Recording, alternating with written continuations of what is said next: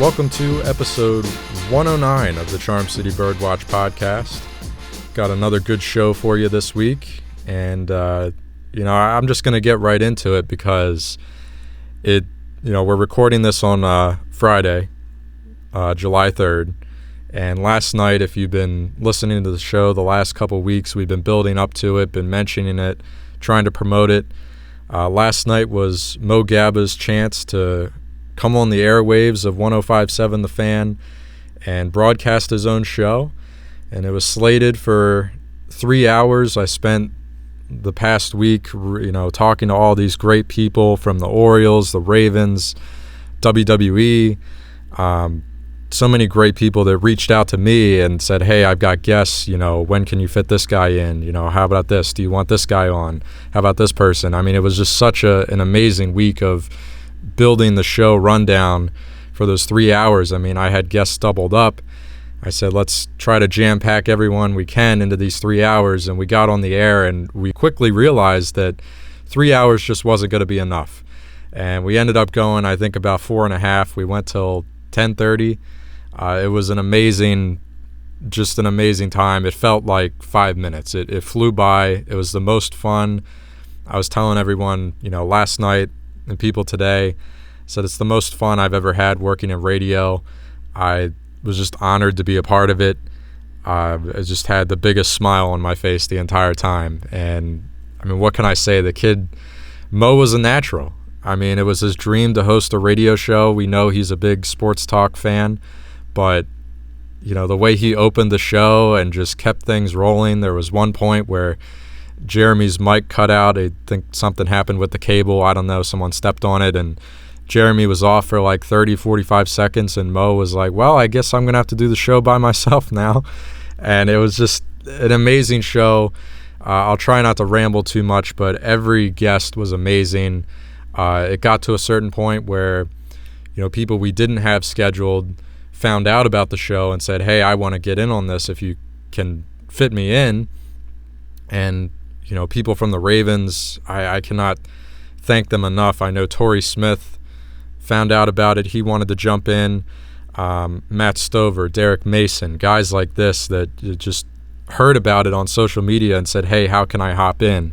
And we were able to get them in for a little bit. And the biggest surprise of all, if you were able to listen last night, around 10 o'clock, coming down the home stretch, I didn't even know he was going to call in, but Ray Lewis himself.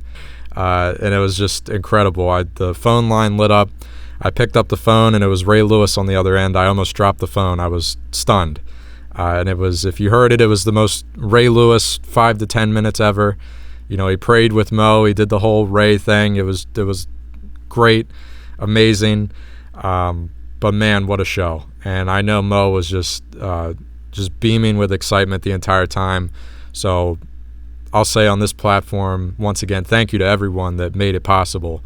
Everyone from the Orioles, the Ravens, WWE. Roman Reigns was terrific. What a guy he is.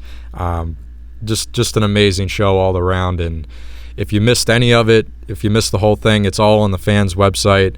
I made sure every last second of it is on the fans' website, so you can go listen to it there.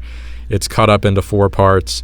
I don't know if I'll ever have a moment like that in my professional career again. If that's the highlight of my professional career, was being a part of that, I'm perfectly okay with that.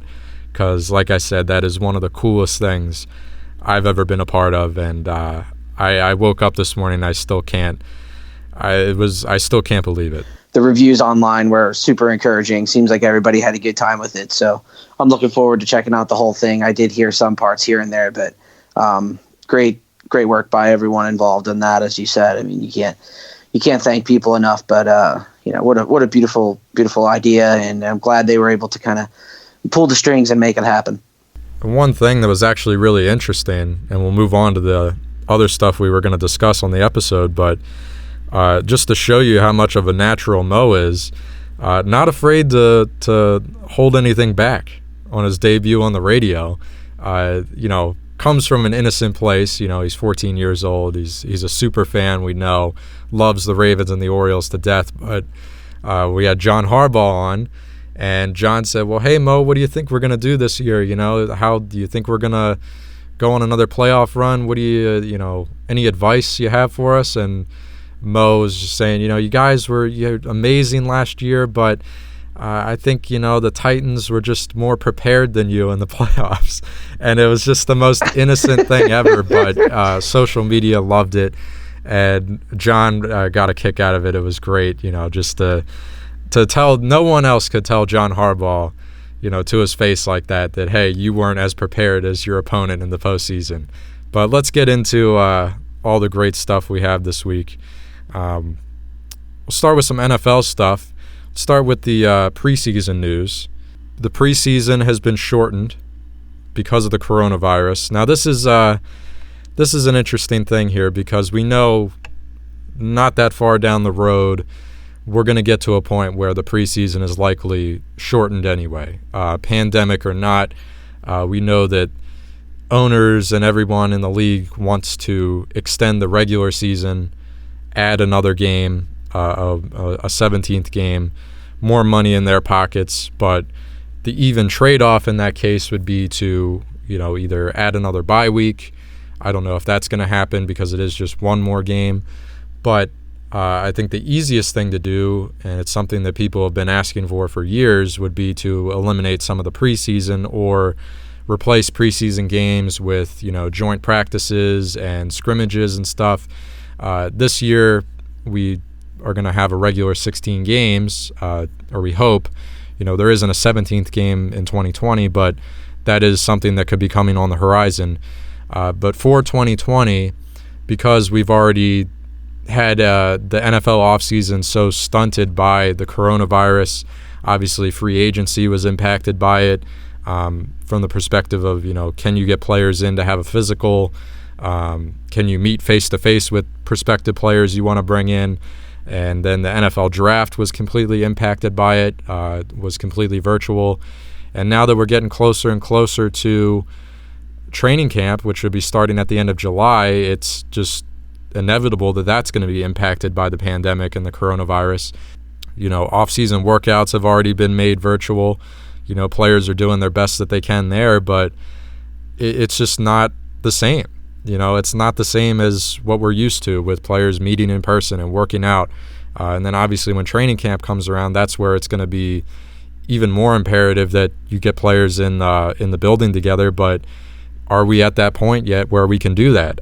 It's just there's a lot of question marks. And with all those question marks, the NFL has decided that it would be best to cut the preseason in half. They have right now eliminated the week 1 and week 4 of the NFL preseason. There's going to be some schedule shuffling. Obviously they're going to make it so every team plays one home game and one road game in the preseason. But as of now, they've cut that in half just because players probably aren't going to have the most prep time going into the preseason. So any more or any extra chance they can give those players to get into shape, work out with each other, that would probably be for the best. Like I said, in the coming years, it's probably going to become the norm anyway. It's just unfortunate that we have to cut it in half because of a pandemic. Yeah, I've got no issues with it. Another thing to keep in mind, this is a really fluid situation with everything that's going on, too. I don't know if you saw Brandon McManus, or I think it was him or some other kicker. I don't know if you remember him. He used to kick for Denver. Maybe he still does, but said, be prepared for 0 or 1 preseason game. This is not going away anytime soon. Apparently the PA is very much of the opinion that they can do better getting ready in other ways, especially this season with the weirder off season. But it's going to be tough. Look at all the players that rely on those games to make the team, or to get off the bubble and find their way onto the team. It's harder to judge that stuff when it's not in-game play. And I also saw something came out today that are already saying that they're starting to walk towards this no preseason at all, a bunch of different workouts in a program for once training camp starts, that we would just go straight into week 1 football. And that sounds kind of dangerous to me in a lot of ways. And also it's going to lead to some pretty ugly football as well. So I think it's a fluid situation. It's something to keep track of. People have been asking for preseason to be shortened for a while. I think we'll find out kind of what that looks like now.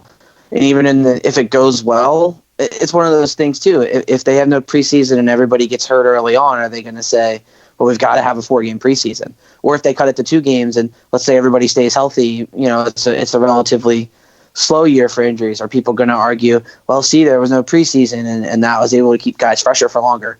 So I definitely think it's an important experiment, trial and error type thing that we'll learn about over the next few years. But I'm with you. I have no problem shortening the preseason. Yeah, nothing about this year has been normal. Nothing about this NFL calendar year has been normal. So you're absolutely right that, really it could be realistic that we don't play a preseason at all. I mean, at this point, I'm just hoping, I'm wondering, what is training camp going to look like? We've already heard John Harbaugh speak out about it, saying, some of these NFL guidelines are just impossible to abide by if we want to play football. I mean, at the same time, he said, we have no problem, looking out for our, the safety of our players and ourselves. We're going to socially distance and wear masks and do all of that. But when it comes to getting on the field and practicing, I mean, you have to be up against each other. You have to be, your linemen or right up in each other's face. It's just, you can't play football any other way. So at that point, to me, the point he was making was almost like, well, if we can't do it, then we can't do it. So let's just go home. We all want to play football, but if we can't, then we can't. And we'll come back next year. So, I mean, I think that's... Oh, God, that's devastating to think about, but I think it's a fair point, though. Anyone with a rational mindset would agree with that. We all want football, but we also don't want to see football like significantly changed or, impacted by this. I mean, yeah, I mean, you don't want to see anybody get sick or get hurt or die, God forbid. Like, you don't want to see that where the NFL is putting their players at a pretty large risk.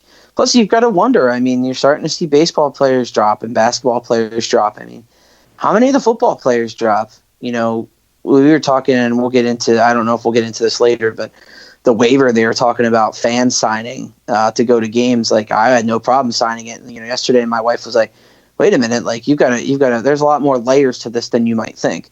So definitely something to keep an eye on. But I think it's an odd world we're living in right now. And until we get this thing figured out, and the vaccine's probably a year or two away, I mean, we're either going to have to learn to live with it and start, getting back to normalcy and hoping that, things don't get too bad, or we're going to have to go back to pretty much shutting everything down again. So it hasn't been very much fun for the first 4 months, and I doubt it's going to get better in the next 4 either. No, yeah, 2020 has been just a complete mess. And as far as the fans signing a waiver, I just don't really see. I know the owners want to find a way to get fans in the stands if they can, but it just comes back to kind of what we've been talking about this entire time. Like, this is a fluid situation, and as of right now, today, I just don't see a way where we can have fans in the stands. Like, most states just aren't going to allow that. And then on top of that, I think not just football, baseball, any sport, not basketball, they're in an isolated environment, but any sport really, I just don't see people as eager to return in mass. On an individual level, there's people like you and me that would love to go if we can, if everything is, safe. But, from a financial perspective, I think that's an important thing to keep in mind. Like, as far as baseball is concerned, like, baseball is a sport where people buy individual tickets or decide, hey, I'm going to go to this Sunday game, or, pick my games here and there. I don't go to the whole season like you might in football. So for a family to, fork over the money to go to a baseball game, one, I mean, they have to consider the health part of it. And then on top of that, if it is safe for them to go, can they afford it? I mean, people have lost their job. It's just been an awful, awful year. So, oh, right, and considering that attendance has been down baseball for years anyways. For the other factors that you're talking about, I mean, at a global pandemic and the safety and the financial implications of that, I think it would be a tough sell at this point. So that's where, when I hear ideas like some of these owners want to cut out the first 10 rows and just put like tarps over it with advertising. I mean, as much as I'm against all this advertising being pushed on us on a day-to-day basis and social media spying on us and all that and tailoring ads, as much as I'm against that, like, that makes more sense to me than, trying to get fans in the stands to put money in your pockets. Like, that's just easy. It's not going to really harm anybody. The only thing I would worry about is moving forward if that leads to more shoehorning of advertising into stadiums. But if you've ever been to an NFL stadium, a baseball, any sport, any stadium, any arena, it's already just stuffed with advertising. They'll put an advertisement on anything and everything. Did you see what the Oakland A's are thinking of doing? Have you seen this at all? No, what is that? About putting season ticket holders can pay to have their cutout of themselves put in their seat, and if a ball hits your cutout, they'll mail you the ball. Oh, that's pretty cool. So it's kind of like you're still at the game. I think it's interesting. It's something new, something different that nobody suggested. I'm not sure if I was a season ticket holder I'd pay for that, but I thought it was a pretty unique idea to make it feel like you're still kind of part of the game, or give you more incentive to watch. Like, hey, that hit me in the third row. That'd be kind of funny to watch that on TV. I thought that was an interesting idea, but I don't know if they're going to go forward with it or anyone else will adopt it. But I just wasn't sure if you had heard that. No, I've seen that they're doing that with some of the international soccer leagues, where they just had fans send in a picture and they put them up, and they put some celebrity photos in there. The Korean Baseball League obviously is putting stuffed animals in the seats. They're getting creative with it. But I don't know about charging people for that. That seems like, if you're a season ticket holder and you're not going to be able to attend games this year, that should be your consolation, is that I mean, that's the least they could do, is be like, hey, we'll, send in a picture and we'll put it in your seat, and if the ball lands in your seat, we'll mail it to you, or have a player sign it or something and mail it to you, whoever hit it. That just seems like that should be, the norm. You shouldn't have to pay for that. But that's just me. And it doesn't surprise me that it's the A's that are the team that wants to charge people for that, as stingy as their ownership has been through this entire process. But, yeah, I mean, we can move on to this other NFL news that just really started popping up in the last 24 hours. The story about the Washington Redskins has come back to light. I mean, this has been... I can't even say that this is anything new unless you've been under a rock your entire life. This has been an ongoing debate for years and years and years about the Washington Redskins name as a team. Should the team change its name, to something else? There's people that have, through the years, refused to refer to them as the Redskins. They'll just call them the Washington football team, or we'll just refer to them as Washington. We're at a point now where, in wake of a lot of racial unrest that has happened this year, that's also nothing new. I mean, that's been going on for years and years and years, but we're seeing a lot of stuff happen right now with, statues being taken down, and I don't know. I could go on and on and on, but it would make sense that this Redskins debate has come back to the forefront. And it's reached a point where the team has released a statement, and I'll read it here.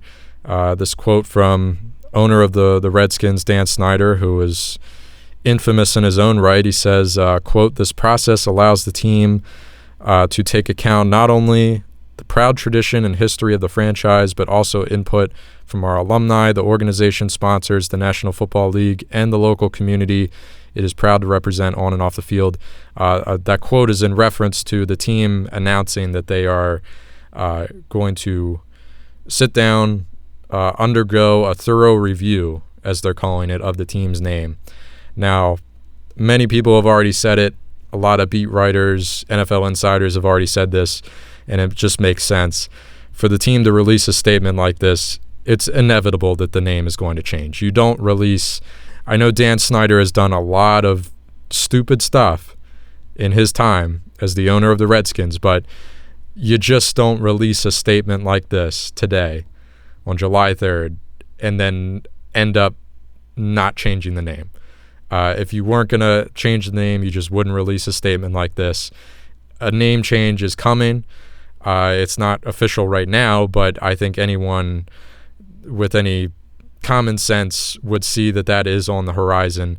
And if that's the case, that is a huge landmark thing, no matter how you feel about it, for the team's name to change. Obviously don't know what it would change to. I think that's obviously what they're going to be deciding right now when they say they're reviewing the team's name. Their biggest task is really finding a new name. I think that's their biggest challenge, and maybe at that point, what's the new logo going to be, branding. There's a lot of stuff that goes into it, so if they need to take a little time to do that, then so be it. But I do think a name change is coming. Yeah, I mean, I think this is a different, it's a similar issue, as you said. People have been asking for this for years, but FedEx asked for it.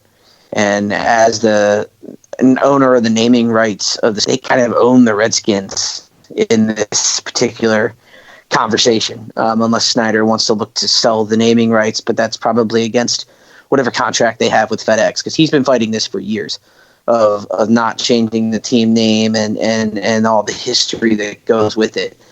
But I think this is a different type of situation for him. I think he realizes he's kind of backed into a corner a little bit more than he's been in the past. And I'm with you. I think a name change is coming. I think it's going to upset some Redskins fans, but they'll have to get over it. It's not like they're losing their team. To me, I understand some attachment to the team name, but I mean, if the Ravens change their name tomorrow, would you be like, not that they would have to, but I don't know how super devastated I would be. And then maybe if you're the Redskins, think of it this way, can he change the name without changing the logo? No. Like, to me, the logo is just as bad as the name. There were people joking saying they should keep the name and change the mascot to a potato, and the logo to a potato, and they could still be the Redskins. I thought that was clever. Yeah, and I think this has been a long time coming. I really don't think it's up for debate. I know a lot of people that are against the name change will say, well, when does it stop? If you change the Redskins name, you're going to have to change the Atlanta Braves and the Cleveland Indians. And, well, it's really not the case. Like, there's a huge, if you can't see the big difference between the term Braves and the term Redskins, I don't know what to tell you. I mean, Braves is like a proud term. It's an honorable name. It has like, proud, positive connotations to it. Strong connotations to it. Redskin is just like, you're literally just referring to somebody by the color of their skin. Like, there's nothing honorable about it. There's nothing brave about it. There's nothing strong about it. It's just, it is what it is. So, and as far as the Cleveland Indians, I mean, maybe a name change would be coming there. I don't know. I don't think that's as bad. And quite frankly, I mean, the Cleveland Indians already got rid of the Chief Wahoo logo a couple of years ago, which, as iconic of a logo as that is, it's just like at its core, it's a racist cartoon. I'm not saying it bothered me to the fullest, but again, I'm not Native American, so I can't really speak on it. But I thought that was right for them to change the logo because, again, it was like a cartoon with bright red skin, like not even like tan skin. It was literally joking about how indigenous people have a quote-unquote red skin. It would be the same as like having an Asian caricature with yellow skin or something. Yellow as a Simpsons character or something. And most people would agree that something like that, an Asian caricature with bright yellow skin, like, well, hey, that's a bit offensive, but so why is, Chief Wahoo any different? I don't know. That's just where I stand. I think Redskins is a lot different than the term Indians. I think it's way, way different than the term Braves. Braves shouldn't even be in the conversation, quite frankly. I don't disagree with you on the Braves and the Indians being different, at least from a naming perspective, but it's just, you got to wonder how far does the slippery slope take us. So I mean, that's fine. Like, we can get there when we get there is kind of how I approach it. And I have no doubt in my mind that there's already people out there that want the Atlanta Braves and the Cleveland Indians to change their name or change their branding. The Chiefs, the Blackhawks, I mean, there's tons. Like, those people exist right now. I'm not denying that. And I know if and when the Redskins change their name, people will turn their attention to the other ones, but I just don't see them actually going through with it or feeling a serious need from the majority, because I feel I don't have concrete numbers in front of me. I don't have a poll or any data that says that a majority of people think the Redskins should change their name. But I have the feeling that compared to the other teams with Native American imaging and branding and naming, the Redskins is seen as the worst and the one in most need of a change. So I think there would be some people out there that would feel the need to then turn to the Braves and the Indians and say, hey, you need to change your names. But it wouldn't be a majority, and it wouldn't be enough people to the point where the teams would actually feel pressured to do it, where sponsors would actually feel the need to pull out. A Nike, like you said, or a FedEx, a naming, the company that has their name on the stadium wouldn't feel the need to pull out. I agree overall that those things are different. I'm one who thinks of where are we going next, and I think that path definitely exists. And you're right, though. I mean, the Redskins name is definitely the most. I mean, it seemed obvious to a lot of people for a long time that hey, well, this doesn't seem right. So I personally don't care whether they change the name or not, but I'm a lot different than everybody else. I think that everybody kind of sees through this. It's definitely the worst out of all of those types of teams, and the one that probably is the most in need of the change. All right, well, let's move on now. One last NFL thing, and probably one of the biggest things to break this week is Cam Newton finally finding a new home after being released by the Panthers earlier this offseason. I don't know if anybody really, I mean, the coronavirus plays an impact to some extent, but I don't think anyone really saw him sitting on the free agent market this long. You know, the Patriots have been named as a good suitor for him since the beginning, or since they lost Tom Brady. I'll say that. Some people out there were detractors of that and said, well, no, Jarrett Stidham's going to be the guy. This is, blah, blah, blah, this, that, the other thing.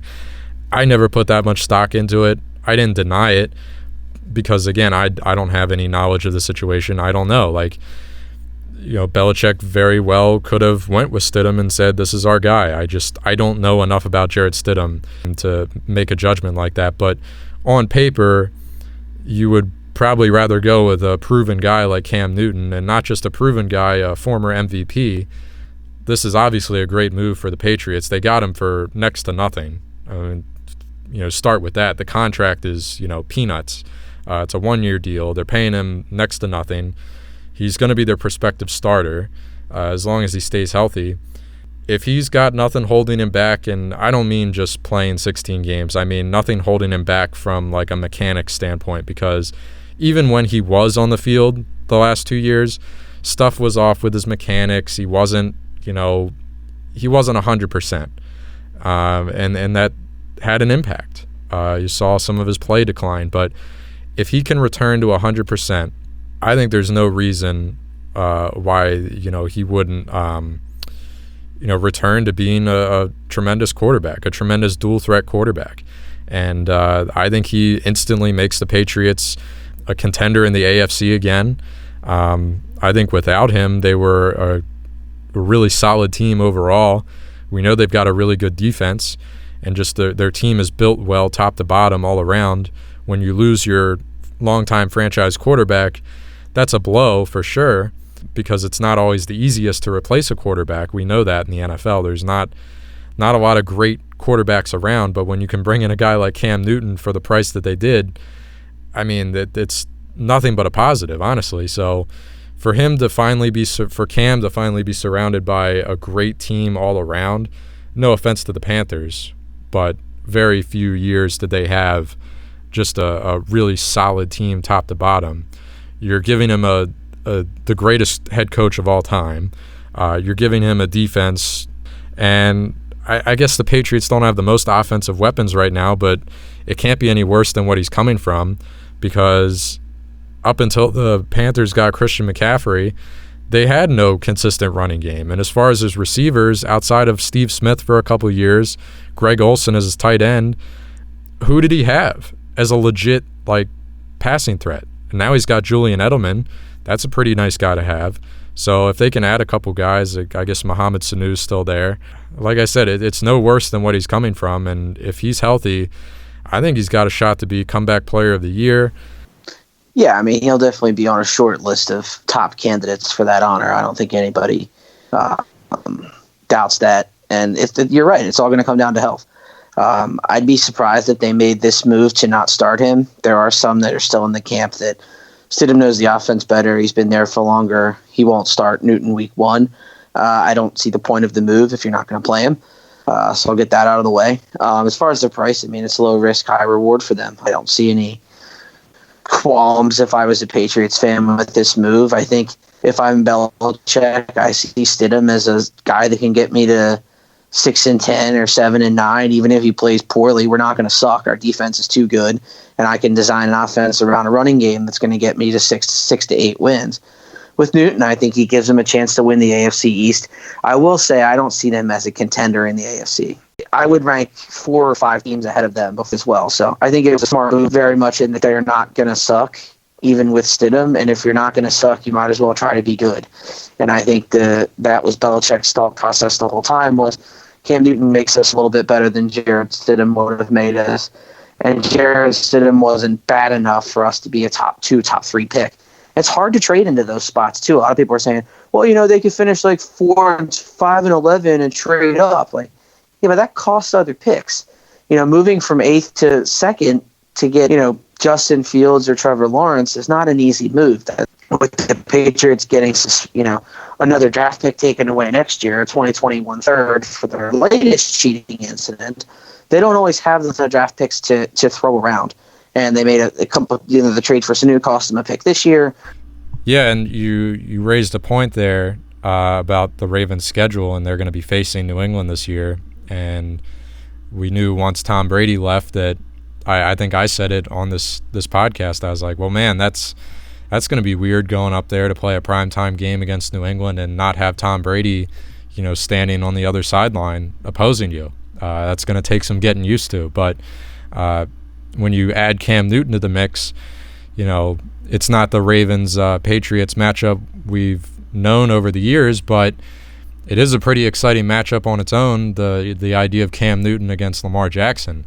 I think that's an extremely exciting matchup right there. So that just made that Sunday night matchup, I think it is, this year, even better. But, yeah, I mean, I do think I stand by it. I think Cam definitely makes them a contender in the AFC. I mean, obviously the Ravens and the Chiefs are the top 2 teams. I don't think anyone's denying that.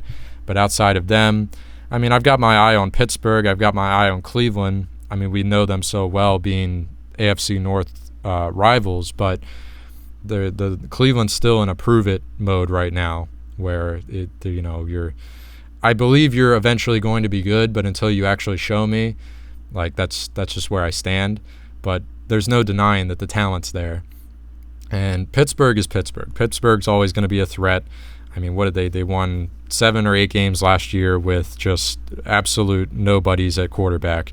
So when you get your main guy back in Ben Roethlisberger, who is probably going to be banged up at some point this year, that's just the way it goes. That's the way it's been with Big Ben forever. But if he's out there and starting games for a majority of the season, Pittsburgh's going to be a problem.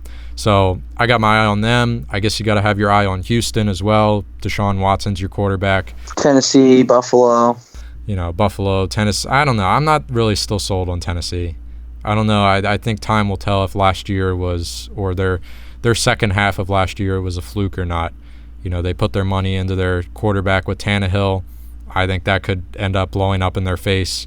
So we'll see. I mean, I have no trouble putting the Patriots up there in the top 4, even, quite frankly. I mean, that's where I'm at right now, just on a provenness, if you want to use that word.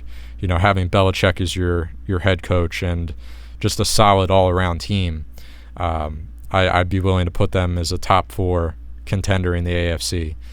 But let's move on. Let's get off the NFL. Let's move to baseball, and I guess we'll close with this because baseball is finally back. We are here in early July, spring training 2.0 as it's being called, or by some people summer camp. I don't know where you stand on that. Which one do you prefer? Do you like spring training 2.0 or summer camp? I think I like summer camp better. It takes you back to your childhood. Yeah, and if we're going to be in this position where we have this shortened season and everything's different, you might as well embrace it and go with the flashier, different name. So I like summer camp as well. But Thursday, July 1st, players started making their way back to the facilities.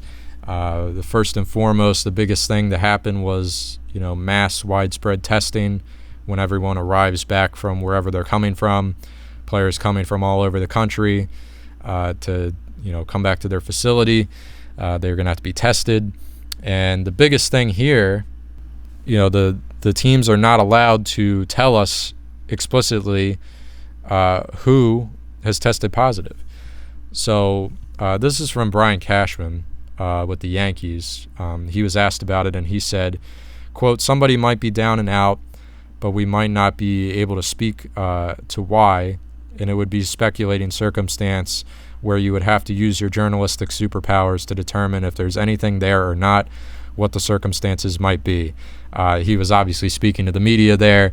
Quote, "In addition to that, from an MLB spokesperson, they said, because COVID-19 is not considered an employment-related injury, we will respect the privacy of the players who test positive or who are under evaluation, and we will defer to their wishes regarding public updates about their status.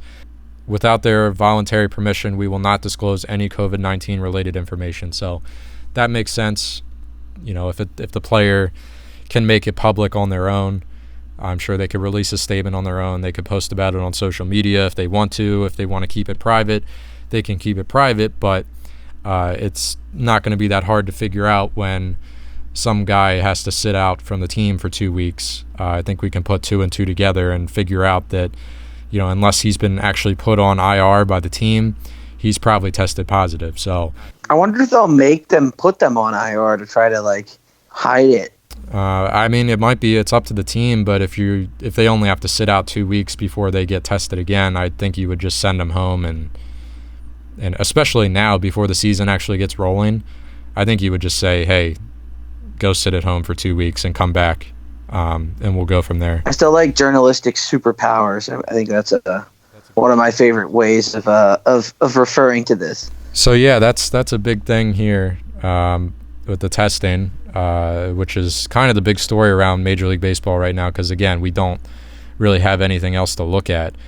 The only other thing I wanted to bring up, and then I'll go to you, Ian, is this is according to Ken Rosenthal earlier in the week, said that Major League Baseball has told clubs that they will be permitted to schedule up to 3 exhibition games before the end of Spring Training 2.0. If a club is not located near any potential opponents, it can schedule games against its initial regular season opponent in days leading up to opening day. This is really interesting, and I haven't heard a lot of people talk about it because to me this says that Major League Baseball isn't trying to shelter these teams. They're willing and they understand that in order for baseball to return in late July, we're probably going to have to test the waters at some point and see how a head-to-head matchup between 2 different teams would work, not just from the game itself, but traveling, hotel accommodations, clubhouse restrictions. There's so many variables and question marks right now that it makes sense that Major League Baseball would allow some head-to-head matchups between teams that are close to each other. So at this point, it's put up or shut up. Let's go play the game. And if it doesn't work, then it doesn't work. I've said that many times on the podcast. If this doesn't work, then it doesn't work. And that's it. There's nothing more you can say. It'll be a shame. It'll be disappointing, sure, but I'm not going to kick and scream about it. I'm going to understand why. We're at the point now where it's time to play, so let's go play. Let's stop hiding. Let's stop sitting around, and let's play some baseball. Yeah, at some point you've got to get some competition going just to see kind of how it's going to look logistically and see what impacts you have from whatever exposure you're willing to have. You can't just be starting on July 24th, we're going to figure it out from there. I think you'd like to have some game film on how this stuff's all going to go prior to that. So I think them kind of opening that up makes sense. I'm interested to see kind of how it plays out with the people testing positive too. I mean, like you said, a guy disappears for 14 days. Like, I know there's going to be less access this year, so maybe they can hide that, but I can't see that being something they can keep from people. Another thing for me, if I'm a player, I don't care. I mean, I guess maybe you just don't want people to know that you got it, but I don't really see the harm in saying, yeah, go ahead. You want to tell people why I'm away? That's fine. Like, I wouldn't have any issue with that personally, but I guess some people's like their privacy more than maybe I do. But my thought is they're not going to be able to keep this stuff from getting out. So whereas the team might not announce it, somebody's going to slip. Somebody's going to get the information from a source, and we're going to end up finding out who got the virus and who didn't. But overall, I think, yeah, I mean, getting exposure to other teams and other people is something that baseball, inviting that makes sense, but I don't know if anybody's going to take advantage of that, like you said. So it's interesting to kind of see it all play out as it gets closer. I mean, tomorrow's the 4th of July. They're supposed to start, I think, on the 23rd or the 24th. So we're getting there. I mean, we're about 2-3 weeks away from baseball supposed to be, is supposed to be coming back. So we'll start getting some answers to some of these questions. And like I said, man, we'll see. I am not confident that leagues are going to get going or that they're going to continue to be able to finish their seasons or whatever the case may be. I'm not believing anything until I see it. And if we get sports back, I hope my living room is put back together and I can watch them on my TV. All right. I was going to wrap up the show, but I just loaded up Twitter here on a whim. And I think this is worth mentioning because it deals with the Browns. I don't know if you saw this, but yeah, I was going to mention it too. But you're right there with me. Adam Schefter here. This is about 30 minutes ago. Says that tight end David Njoku has told his agent Drew Rosenhaus today that they're asking Cleveland to trade him. The Browns told Njoku they would like to keep him, but Rosenhaus told them he's intent on a trade. And they want a trade before training camp starts. So that would be soon, this month. About 3-4 weeks. This month. That is very interesting. Njoku, a young player, a young tight end with Cleveland. I'm sure we'll find out more why he wants out soon. Oh, I think it's obvious, right? What do you think? I mean, they signed Austin Hooper in the offseason. I imagine he'll get the lion's share of the targets in that offense. I can't see them being able to use both of them wisely. And if you're in Njoku, they've already pretty much committed to Hooper long-term with the deal they gave him this offseason. Njoku's got this year and a team option for next year on his contract. I'd imagine he wants to get somewhere where he can kind of boost his value for his next contract, and maybe he doesn't feel like Cleveland is the place for that. I mean, that would any other reason it would be something we don't know. But for me, I would imagine he's looking for an opportunity in a bigger role, kind of like a lesser of a Hayden Hurst type thing, whereas Hurst never really asked for anything, if I remember correctly. But the Ravens realized like they kind of owed it to the player to get him in a position where he can, get his value as high as he can with seeing some more of the tight end one type of targets and snaps that Hurst was just falling. He just wasn't going to get them here. So I think of the situations as similar. They're a little bit different as Hurst was a first-round pick. I think Njoku was second or third. I could be wrong on that, but I'd imagine that's why he's looking for a new home. Yeah, that makes sense. But I think he's in a weird spot. He is coming off of an injury year where he missed pretty much all of last year. It was early in the season when he went down, right? Yeah, I think week 1 or week 2. So he's trying to bounce back from an injury. We're in a unstable season right now. We don't even know if we're going to have a season, quite frankly. So I think it makes sense for the reasons you said, but I also, if I was him, I might be looking for some stability for at least a year and then trying to evaluate next year. And if the Browns can't find a trade partner, and the other thing I think that always comes into this too is the Browns can still say, yeah, dude, tough shit. Like, I don't think they're going to just out and out cut him. I think that would be silly. I'm not sure what you get for value on a guy like him, maybe a 6th rounder, 7th rounder type thing, but there's a lot of ways it could play out. Well, that's it's always so awkward And Jamal Adams' situation is the same, where he so desperately wants out, but the team, like in the Jets' case, wants like a serious return. And rightfully so. I mean, if they're going to give up on a guy that they took in the first round, early in the first round, however many years ago it was, they want a serious return. He's a proven guy. Right. He's top 3 safety in the game. Right. They should demand a high return. Now, if any team's actually going to give him that, that's a different story. But it's their right to demand a huge haul in return. So that creates a situation where it really isn't likely that he gets traded, at least for what they want right now. And he's kind of stuck. And meanwhile, he's just bad-mouthing the team and talking about how he wants out, and Adam Gase is the problem. And if they don't end up finding a trade for him, they're not going to cut him. He's too good. Right, I imagine he'll just sit out. So now it's just so awkward. So that's kind of like the Njoku thing could be heading down that path, where Cleveland, obviously they've said here they don't want to trade him. But if he's going to keep, demanding a trade and then eventually maybe bad-mouthing the team, or let's say he spouts off and says something about Baker Mayfield or the head coach or management or something, like, I don't know. It's just such an awkward situation, and thank God that we don't see that often, or if ever, with the Ravens. I can't think of a time where a player was vocally pleading to get out of Baltimore and bad-mouthing the organization. Raheem Mostert. He didn't really say anything. He spouted off last year a little bit, saying but that was once he. Yeah, I know it's a little different. I was just trying to throw a name out there. I didn't blame him either. I mean, once you finally, reach that point where you thought you were going to be all those years, and you were being passed around from practice squad to practice squad, and you knew deep down that you could be that type of guy that could have that NFC Championship game that he did last year, then good on you. That's going to do it for episode 109. Once again, a thank you to everyone who made the Big Mo Show possible last night. And again, if you missed any of it or you haven't heard it yet, the whole thing is on the fans' website. You can find it easily on the homepage, or you can find it on social media. Just go to the fans' Twitter page.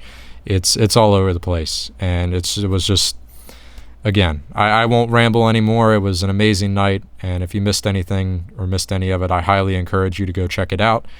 And yeah, we will be back next week with episode 110. I thought this week we would have a Major League Baseball schedule by now, but I guess that's coming. The one thing we didn't talk about, and I completely forgot about it, was the Orioles sort of set the first part of their roster. But we can get into that next week, because there was plenty to talk about this week already. So I don't know what's going to come in the coming weeks. So hopefully we'll have a Major League Baseball schedule, and we can talk about any of the Orioles roster moves, finalizing their taxi squad maybe. We'll get into that next week. So we'll talk to you then. Thanks for listening.